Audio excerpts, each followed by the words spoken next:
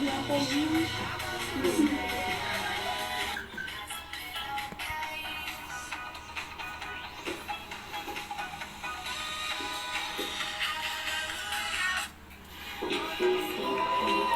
mo ang kulungan niya na din, ha? Ay, takpal mo ng ayos.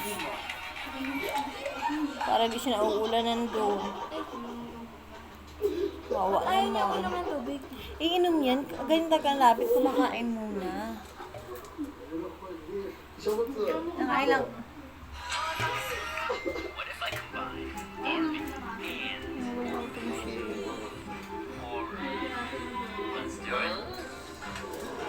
Busog na yan. Hanap na yun ang kanyang bahay. Ang buti, mami, mas maalaga pa yung isa, no? Buti mabait yung kakuha. Yung isa natin, di talaga binalik. Sobrang mas malaki pa yun, di ba? Kinatay na yun.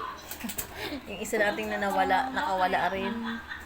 Buti yung babae nakapulot kaya binalik. Nag-post pa talaga sila sa LR. Kaya naibalik siya.